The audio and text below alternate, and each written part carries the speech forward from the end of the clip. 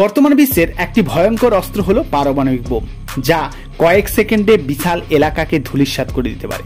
1945 সালে আমেরিকা যখন জাপানের উপর এই পারমাণবিক বোম ফেলে দিয়েছিল, ফলে দ্বিতীয় বিশ্বযুদ্ধের বাজি পাল্টে দিয়েছিল।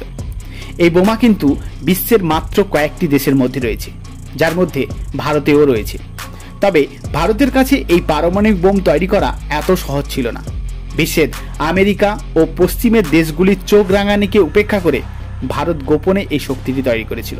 আজকের এই টপিকে বলবো ভারত কিভাবে একটি পারমাণবিক শক্তিধর দেশে পরিণত হয়েছিল তার ইতিহাস।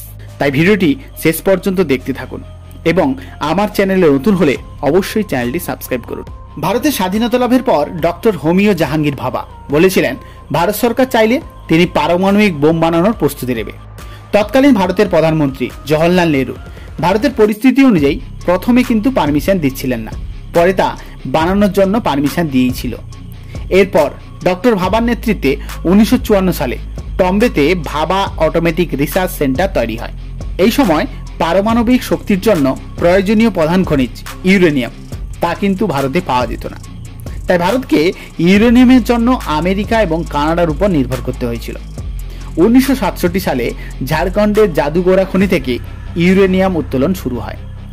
এই সময় ডক্টর ভাবার নেতৃত্বে শান্তিপূর্ণভাবে পারমাণবিক বোম বানানোর কাজ চলতে থাকে। 1962 সালে ইন্দো চীন যুদ্ধে ভারতের পরাজয় হয়, যেখানে চীন অবৈধভাবে ভারতের বেশ কিছুটা অংশ দখল করে নেয়। 1964 সালে চীনও পারমাণবিক বোম তৈরি করে ফেলে। এই বছর প্রধানমন্ত্রী জওহরলাল নেহরুর মৃত্যুর পর লাল বাহাদুর শাস্ত্রী প্রধানমন্ত্রী হন। এর এক বছর পর 1965 সালে ভারত পাকিস্তানের সঙ্গে যুদ্ধ শুরু হয়, তবে এই যুদ্ধে ভারত জয়লাভ করে। তাই শাস্ত্রীজি বুঝে যান চীন ও পাকিস্তানের মতো দেশকে শায়েস্তা করতে হলে ভারতে পারমাণবিক বোমা বানানো অত্যন্ত জরুরি। 1966 সালে একই বছরে ডক্টর ভাবা ও শাস্ত্রীজির মৃত্যু হয়, তবে ডক্টর ভাবার প্রশিক্ষিত তরুণ বিজ্ঞানীরা সেই কাজটি এগিয়ে নিয়ে যান। এই সময় রাশিয়া, আমেরিকা, ফ্রান্স, ইংল্যান্ড ও চীন মিলে এনটিপি গঠন করে, যাতে বলা হয় পৃথিবীর বাকি আর কোনো দেশকে পারমাণবিক বোম তৈরি করতে দেওয়া যাবে না। তখন বিশ্বের বহু দেশ এই নীতি মেনে নিলেও ভারত কিন্তু এতে স্বাক্ষর করেনি। সেই সময় ভারতের প্রধানমন্ত্রী হয় ইন্দিরা গান্ধী। তিনি 1971 সালে ভারত পাকিস্তান যুদ্ধের পর খোলাখুলিভাবে পারমাণবিক অস্ত্র বানানোর ছাড়পত্র দিয়ে দেন। ফলে দীর্ঘ সময় ও বিভিন্ন পরীক্ষার মাধ্যমে অবশেষে ভারত পারমাণবিক অস্ত্রটি তৈরি করে ফেলে এবং এটিকে টেস্ট করার জন্য রাজস্থানের পোখরান অঞ্চলকে বেছে নেওয়া হয়, কারণ স্থানটি মরুভূমি এলাকা, সেখানে কোনো জনবসতি ছিল না। এমনকি এর ক্ষয়ক্ষতি কমানোর জন্য মাটির নিচে একটি এল প্যাটার্নের গর্ত তৈরি করা হয়, যার নিচে নিউক্লিয়াস ডিভাইসটি রাখা হয়েছিল। অবশেষে 18 মে 1974 সালে 8:05 প্রচণ্ড বিস্ফোরণে পোখরান অঞ্চলটি কেঁপে ওঠে।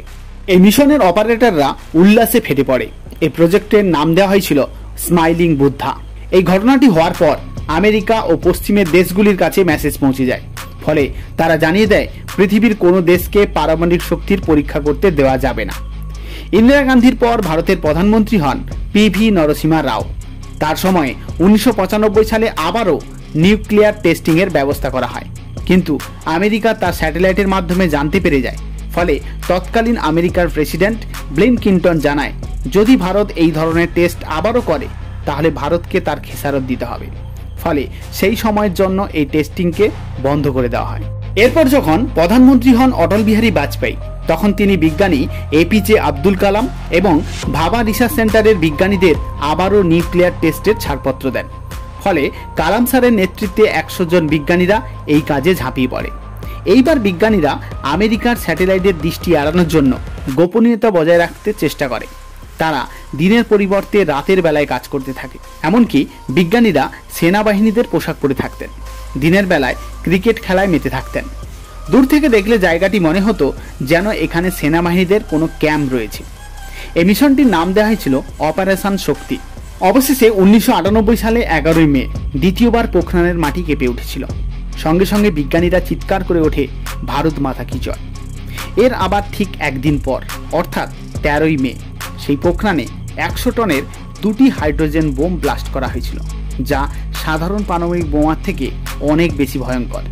এর পরের দিন অটল বিহারী বাজপেয়ী সগর্বে ঘোষণা করেছিল ভারত এখন স্বনির্ভর পারমাণবিক দেশে পরিণত হয়েছে। আজকের ভিডিওটি যদি ভালো লাগে তাহলে অবশ্যই লাইক দিন, শেয়ার করুন। দেখা হচ্ছে আবার নতুন কোনো ভিডিও নিয়ে। ভালো থাকবেন, সুস্থ থাকবেন।